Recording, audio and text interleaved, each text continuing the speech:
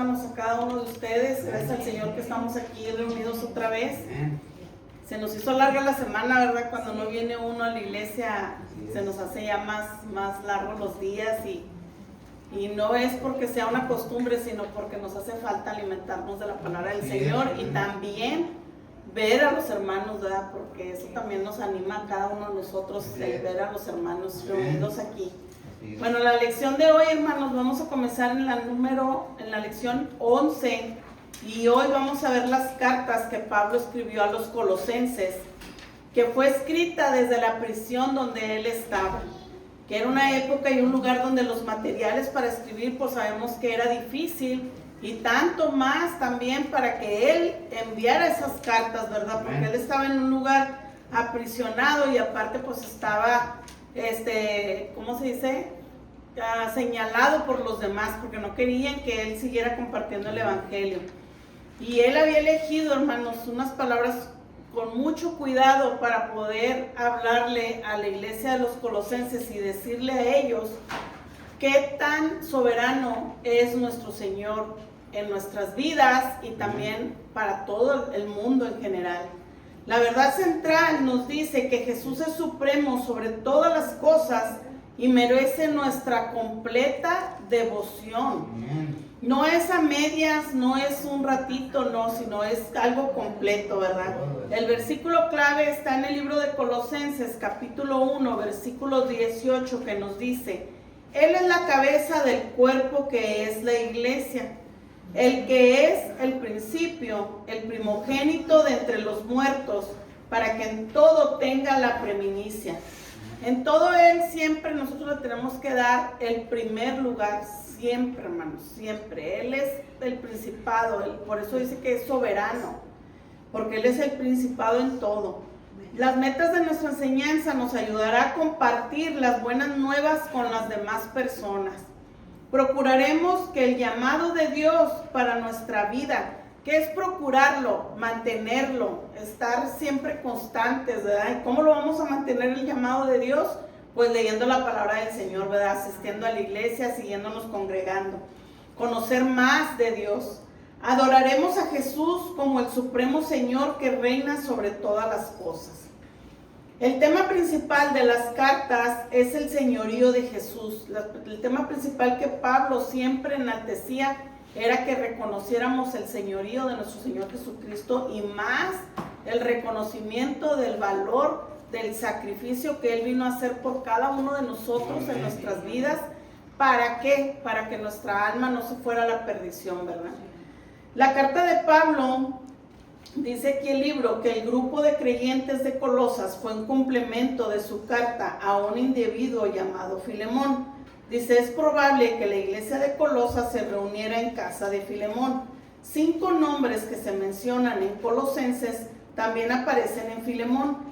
Tíquico y Onésimo llevaron ambas cartas a Colosas. Usted lo puede corroborar en el libro de Colosenses capítulo 4, versículo del 7 al 9, que nos dice: todo lo que a mí refiere os lo hará saber Tíquico, amado hermano y fiel ministro, y consiervo en el Señor, el cual he enviado a ustedes para esto mismo, para que conozca lo que a vosotros se refiere, y conforte sus corazones con Onésimo, amado y fiel hermano, que es en ustedes.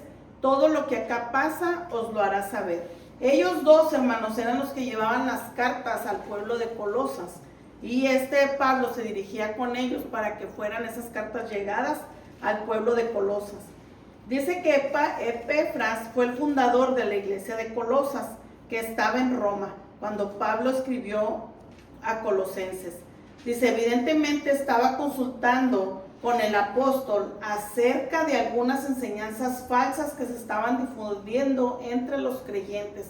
Esas enseñanzas falsas, hermanos, se les llama gnosticismo. Dice que es un conjunto de antiguos movimientos religiosos y filosóficos que surgieron en los primeros siglos, centrados en que la idea de la salvación se logra a través de un conocimiento intuitivo y secreto y no por parte de la fe.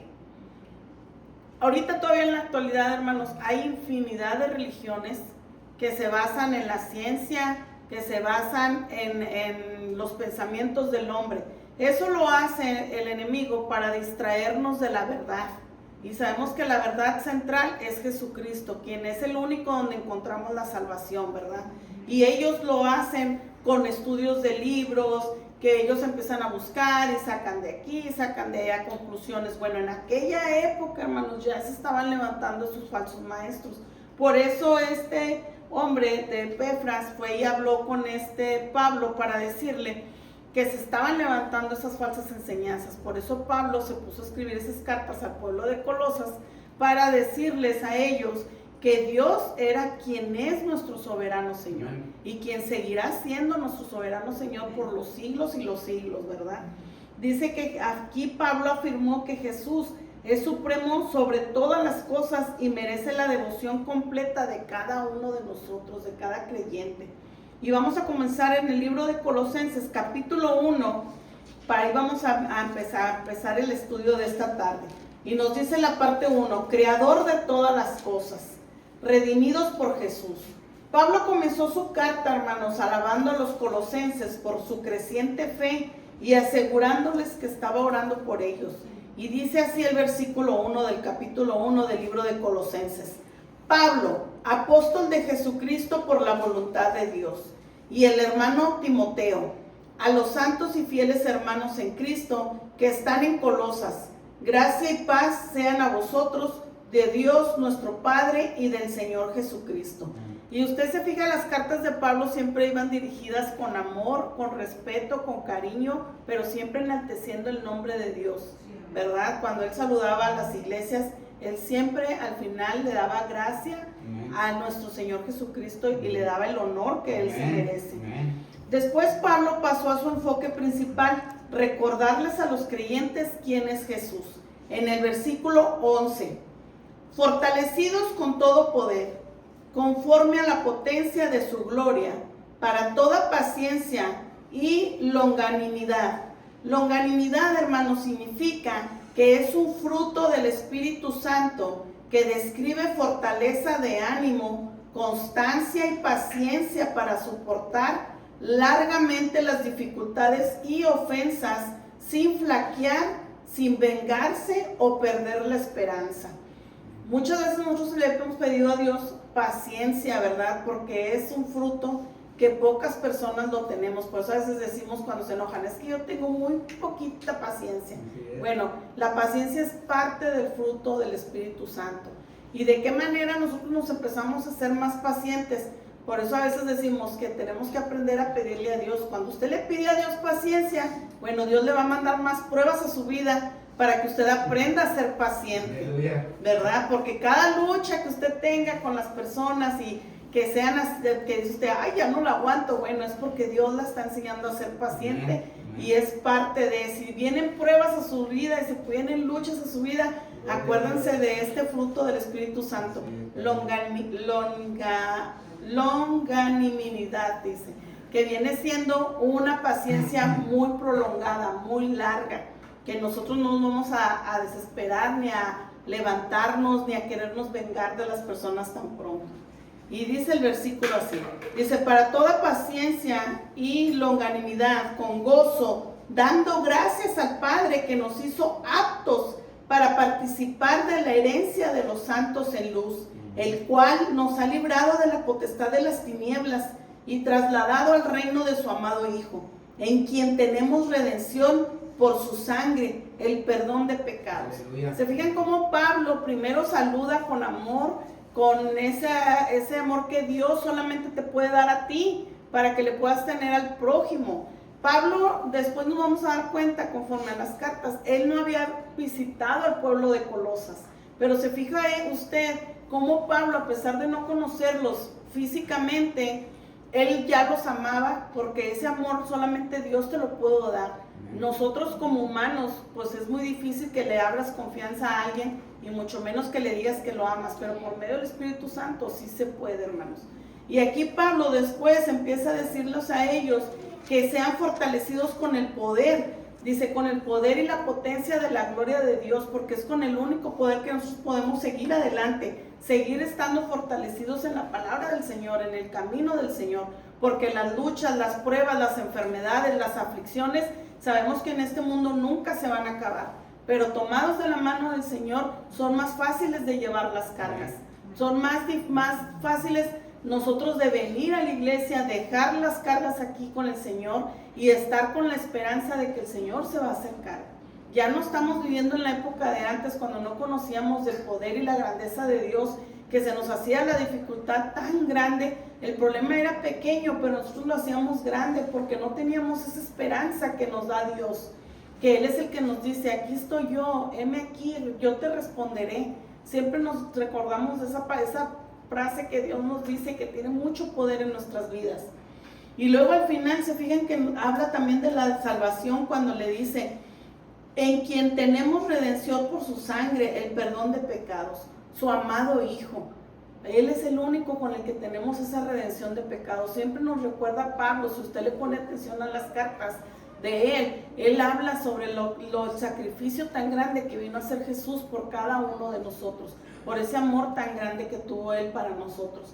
Él siempre esperaba que nosotros podamos comprender, así como el pueblo de Colosas, que comprendiera cómo corresponde a todo el pueblo de Dios, que sepamos cuán ancho, cuán largo, cuán alto y cuán profundo es su amor. Como ahorita decía el cantito, ¿verdad?, que nosotros no podemos estar ni por encima del poder ni del amor de Dios, ni por abajo ni por fuera, porque el amor de Dios es infinito, es algo que nuestra mente tan limitada, porque tenemos una mente muy limitada, que sí tiene un fin.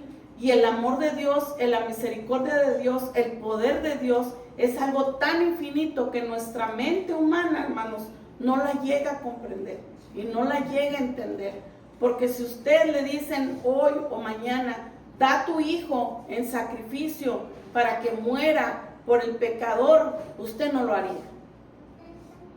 Usted no lo haría, porque usted ama a su hijo y no daría a su hijo en sacrificio para que muera por un violador, por una prostituta, por una persona que robó, mucho menos por alguien que te ofendió personal. Y Dios, en su finito amor, porque es algo tan infinito, Él lo hizo por cada uno de nosotros para que fuéramos salvos. Como nos dice en Efesios capítulo 3, versículo 18 y 19. Dice: sean plenamente capaces de comprender con todos los santos cuál sea la anchura, la longitud, la profundidad y la altura, y de conocer el amor de Cristo, que excede a todo conocimiento, para que seas llenos de toda la plenitud de Dios. Vamos a la segunda parte, dice: creados y sustentados por Dios. Vamos al capítulo 1 de Colosenses, versículo 15. Él es la imagen del Dios invisible. ¿De quién está hablando, hermanos? De Jesucristo. Porque a Dios nadie lo ha podido ver. Nadie. Pero Él envió al Señor Jesucristo aquí a la tierra y muchos lo vieron. Por eso dice que Él es la imagen del Dios invisible, el primogénito de toda creación, porque Él ya existía desde mucho antes que nosotros existiéramos, desde antes de Adán y Eva. ¿Se recuerdan cuando dice Juan capítulo 1, el Evangelio de Juan capítulo 1, versículo 1, que dice: Él era el verbo y el verbo se hizo carne? Porque ya Jesucristo ya existía desde el principio. Dice: porque en él fueron creadas todas las cosas, las que hay en los cielos y las que hay en la tierra, visibles e invisibles, sean tronos, sean dominios, sean principados, sean potestades. Todo fue creado por medio de Él y para Él. Y Él es antes de todas las cosas, y todas las cosas en Él subsisten. El propósito principal de Pablo en la carta de Colosenses fue explicarnos quién es Jesús. ¿Quién es Jesús? Él es el principado. Él ya existía. Él es el hoy, el presente, el pasado. Él es todo, hermanos. Por eso nos dicen en Apocalipsis que Él es el alfa, el omega, el principio y el fin. Porque Él lo es todo. El Señor Dios Padre le dio la potestad a Él para que el Padre fuera glorificado. Todo lo que el Hijo vino a hacer aquí en la tierra era para glorificar al Padre. Pablo no podía dar un mensaje más importante a los colosenses ni a cada uno de nosotros, hermanos, que explicar la naturaleza de Jesús y establecer su supremacía. Aunque Dios es invisible, Jesús manifiesta visiblemente la naturaleza perfecta y santa de Dios. Al mirar a Jesús, vemos a Dios. Conocer a Jesús, conocemos a Dios. Por eso es muy importante que nosotros leamos los evangelios de San Juan, de Mateo, de Lucas, de Marcos, porque en todos ellos nos describe quién era Jesús, quién es Jesús, qué vino a ser Jesús en cada uno de nosotros, en la tierra, y todavía sigue obrando en cada uno de nosotros. Por eso es importante leer la palabra del Señor. Y así como nos decía en el Evangelio de San Juan, capítulo 1, donde nos decía que Él era en el principio era el verbo era con Dios y el verbo era Dios. Aquel verbo fue hecho carne y habitó entre nosotros. Está hablando de Jesús mismo, la esencia de Dios que mandó para que Él fuera sacrificado por cada uno de nosotros. Jesús no solo estuvo activo en la creación, sino que todas las cosas en Él subsisten. Él es la razón por la que todo existe y continúa existiendo. Todo poder le ha sido dado en el cielo y en la tierra. Si que gusta escribir la escritura, hermanos, Mateo 28, 18, nos dice: y Jesús se acercó y les habló diciendo: toda potestad me es dada en el cielo y en la tierra. En el Evangelio del libro de Juan, capítulo 17, versículo 2. Como le has dado potestad sobre toda carne, para que dé vida eterna a todos los que distes. Él sustenta todas las cosas con la palabra de su poder. Hebreos, capítulo 1, versículo 3.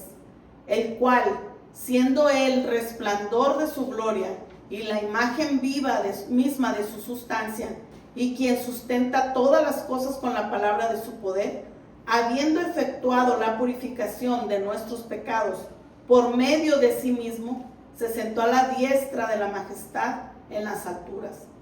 Y fíjense qué tan grande fue el amor de nuestro Señor Jesucristo, que Él no cometió ni un pecado, pero se tuvo que hacer pecador, como dicen, para darse en sacrificio a nosotros. Él agarró todos los pecados de nosotros, hermanos. Él los llevó a la cruz. Y por su sangre fuimos lavados cada uno de nosotros. Siendo Él que Él nunca pecó. Él no salió ninguna mala palabra de su boca, ningún mal pensamiento. Al contrario, Él todo lo hablaba con amor, con esa misericordia. Él daba sanidad a los enfermos y la sigue dando todavía, porque no es en el pasado, todavía está en el presente. Él está aquí y ahora, y va a seguir mientras usted lo quiera tener en su vida y en su corazón. Dios está aquí en cada uno de nosotros. Activarlo, hermanos, activarlo por medio de nuestra fe. Esa enfermedad se tiene que ir, esos problemas se tienen que ir, porque Dios está con nosotros. ¿Quién es más grande que Dios? Nada, nada, hermanos. Ninguna enfermedad es más grande que Dios. Ningún problema es más grande que Dios. Por eso dice la palabra del Señor que no podemos estar ni arriba, ni abajo, ni fuera de Él, porque su amor, su misericordia y su poder es infinito, hermano, infinito. Solamente nos pide Dios, créanlo, actívenlo. Colosenses capítulo 1, versículo 18. Reconciliados con Dios por medio de Jesús. Así como Jesús gobierna sobre toda la creación, gobierna sobre la iglesia, las personas que son su nueva creación. Otras cartas de Pablo, como Romanos y Primera de Corintios, describen cómo Jesús unifica a los creyentes como cabeza de la iglesia. Aquí en los Colosenses, Pablo usa las mismas imágenes para mostrar que Jesús es soberano. Versículo 18. Y Él es la cabeza del cuerpo, que es la iglesia. Él es quien es el principio, el primogénito de entre los muertos, para que en todo tenga la preeminencia, por cuanto agradó al Padre que en Él habitase toda plenitud, y por medio de Él reconciliar consigo todas las cosas, así las que están en la tierra como las que están en los cielos, haciendo la paz mediante la sangre de su cruz. Las declaraciones de Pablo, hermanos, que escuchamos ahorita sobre Jesús, las repiten en toda la escritura, en todas las escrituras. Pablo describe como Jesús, como el principio, y usted lo puede corroborar en Apocalipsis capítulo 21, versículo 6, que dice: y Él me dijo, hecho está. Yo soy el alfa y la omega, el principio y el fin. Al que tuviese sed, yo le daré gratuitamente de la fuente del agua de vida. Amén. Pablo nos explica que dado que Jesús fue el primero en resucitar a un cuerpo glorificado, Él es el primogénito de entre los muertos. Cristo sí resucitó de los muertos. Él es el primer fruto de una gran cosecha, el primero de todos los que murieron. Todos los que pertenecen a Cristo serán resucitados cuando Él regrese. Y esto está escrito en 1 Corintios, capítulo 15, versículo 20 y 23. Pablo nos dice que Jesús en todo tiene la preeminencia. Y esto usted lo puede corroborar en el libro de Hebreos, capítulo 12, versículo 2, donde describe a Jesús como el campeón que inicia y perfecciona nuestra fe. Dice, puesto los ojos en Jesús, el autor y consumador de la fe, el cual por el gozo puesto delante de él, sufrió la cruz, menospreciando el oprobio, y se sentó a la diestra del trono de Dios. Aunque Dios dio el primer paso en enviar a Jesús para redimirnos y reconciliarnos, hermanos, cada uno de nosotros somos responsables de aceptar la salvación. Porque la salvación, el sacrificio ya lo hizo nuestro Señor Jesucristo. Ya Él resucitó entre los muertos y nos enseñó que Él es principado en todo. La salvación aquí está. Jesús te la presenta. Solamente depende de nosotros que la aceptemos y que la sigamos manteniendo, que es lo más importante. No perderla, hermanos. Vamos al versículo 21. Reconciliados con Dios. Dice, y a vosotros también, que eras en otro tiempo extraños y enemigos en su mente, haciendo malas obras, ahora os ha reconciliado en su cuerpo de carne, por medio de la muerte, para presentarnos santos y sin mancha, irreprensibles delante de Él. Si en verdad permaneces fundados y firmes en la fe, y sin movernos de la esperanza del Evangelio que habéis oído, el cual se predica en toda creación que está debajo del cielo, del cual yo, Pablo, fui hecho ministro. Pablo tenía un mandato que él aceptó, que viene siendo ser ministro de Dios, ir propagando la palabra del Señor, estar al pendiente de las personas que eran salvas, estar al pendiente de las iglesias que se habían fundado cuando habían aceptado a Jesucristo. Ese es el trabajo de cada uno de nosotros todavía en la actualidad. Si usted aceptó a Cristo en su corazón, tiene un mandato por hacer. Usted es ministro del Señor Jesús. Usted tiene que seguir platicando y hablando de la palabra del Señor. Que siempre esté en constante en su boca hablar de la verdad. ¿Quién es la verdad? Jesucristo. Decirle a aquel que necesita de la salvación, así como nosotros un día la necesitamos. No se sienta superior a nadie. Hay que seguir compartiendo. La salvación se atesora, sí, pero para que nosotros la tengamos, la mantengamos. Pero no para que usted no la siga compartiendo, al contrario. Cada vez que tengamos oportunidad hay que seguir platicando de la palabra del Señor. Recuerde que nosotros somos el cuerpo de Cristo. Cristo es nuestra cabeza. Cada uno de nosotros pertenece al brazo, a la mano, al pie, a un dedo. Y tal vez podrá decir, bueno, pues la persona que barre y limpia la iglesia, bueno, pues ellos son los que tienen menos rango. No, hermanos. Todos para Dios somos importantes. Porque si la iglesia no estuviera limpia, imagínense cómo estaría la iglesia. Los botes estarían llenos de basura, la carpeta estaría sucia. Todos somos importantes, somos un cuerpo de Dios.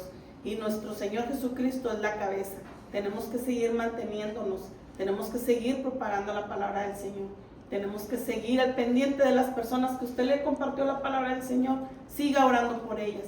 Si ya no tuvo oportunidad de verlas o de hablar por teléfono, usted siga orando por cada uno de ellos. Que el Espíritu Santo siempre le traiga a la mente el orar por el prójimo. Vamos ahora al versículo 24.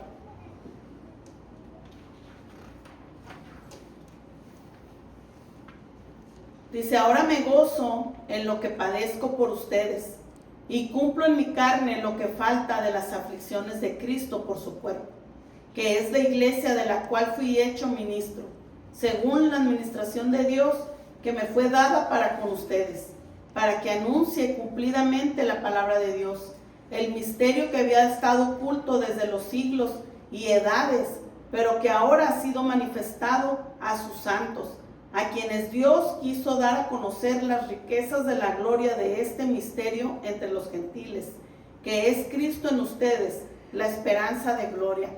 ¿Se fijan cómo muchas veces hemos escuchado que la palabra del Señor no a todos se le revela? Eso es lo que Dios le place. Cuando Dios quiere atraer a una persona, es cuando en el tiempo de Él les revela esa salvación. Su deber de usted nada más es compartir la palabra, como lo dice Pablo. Él es ministro de Dios, él compartía la verdad. No que las personas no vivieran engañadas de esas falsas profecías que se estaban levantando en la antigüedad y que hoy todavía están.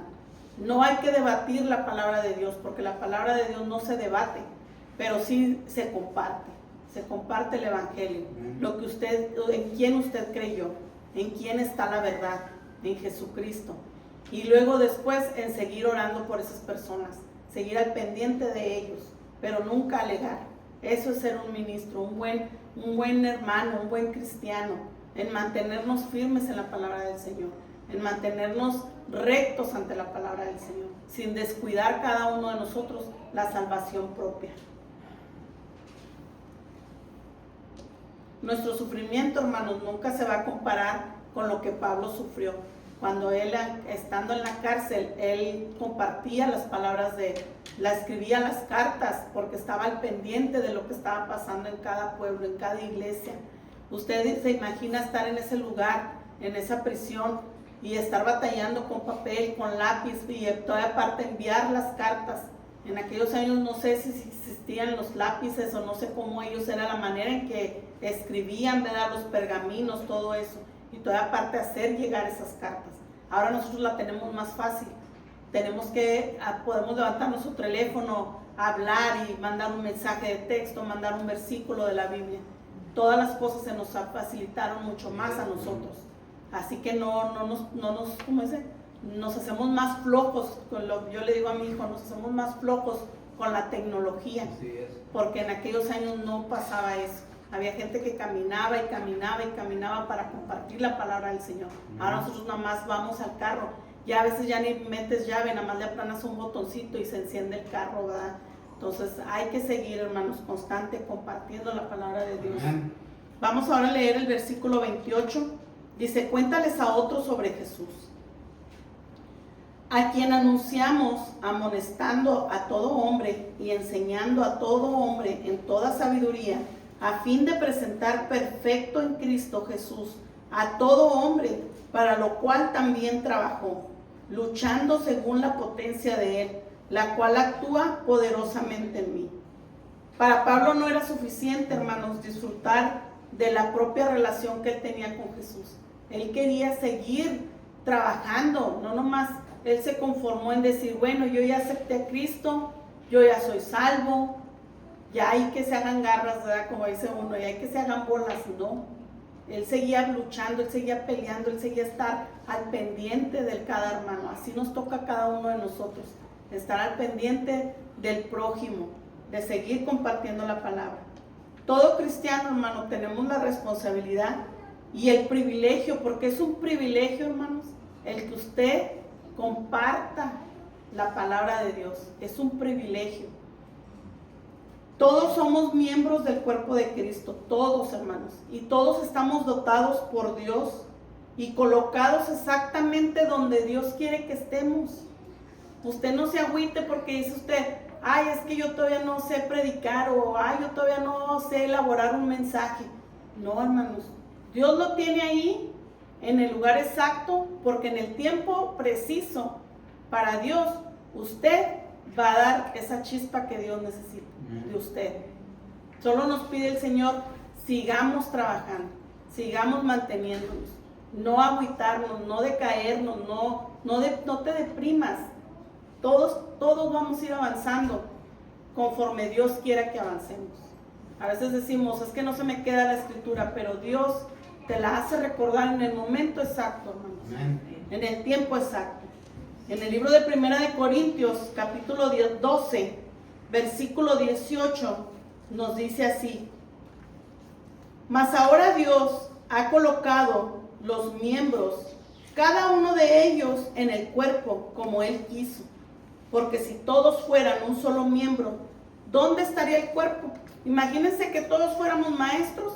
Pues ¿a quién le vamos a enseñar si todos vamos a saber? Entonces, por eso Dios hizo todo en el momento, en el tiempo, y todos somos en el lugar exactos que Dios quiere que estemos. Pero ahora son muchos los miembros, pero el cuerpo es un solo. Ni el ojo puede decir a la mano, no te necesito, ni tampoco la cabeza a los pies, no tengo necesidad de ustedes. Antes bien, los miembros del cuerpo que parecen más débiles son los más necesarios.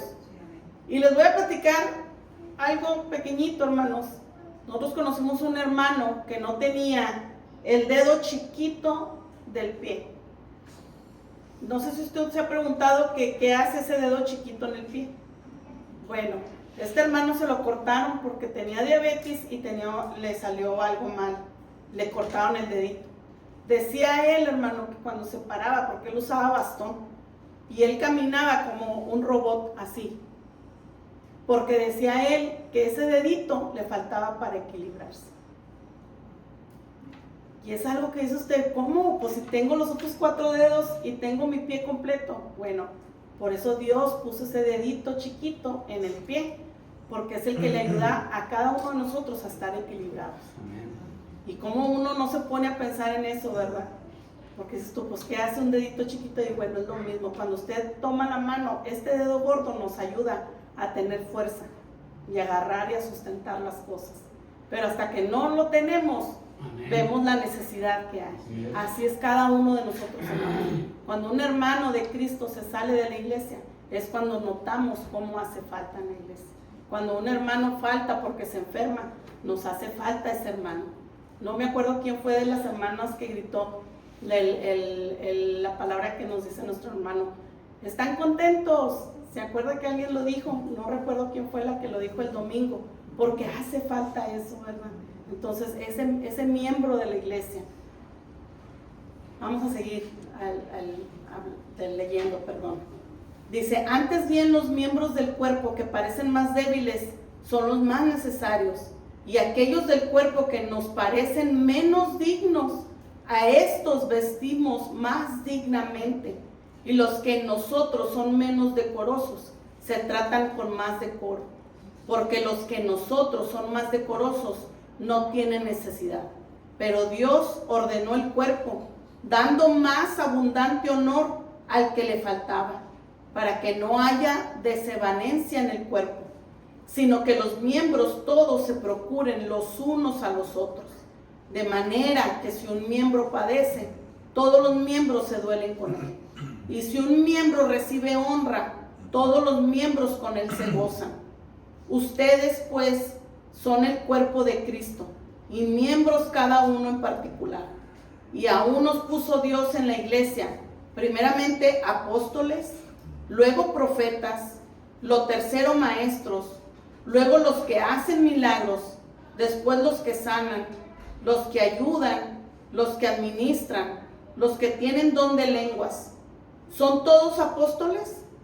¿Son todos profetas? ¿Todos maestros?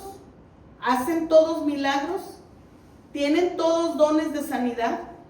¿Hablan todos lenguas? ¿Interpretan todos? Procurad pues los dones mejores, mas yo os muestro un camino aún más excelente. ¿Se fijan, hermanos, qué tan importante usted es para la iglesia? No se sienta menos. Recuerde por qué está aquí. Recuerde quién fue el que lo puso aquí.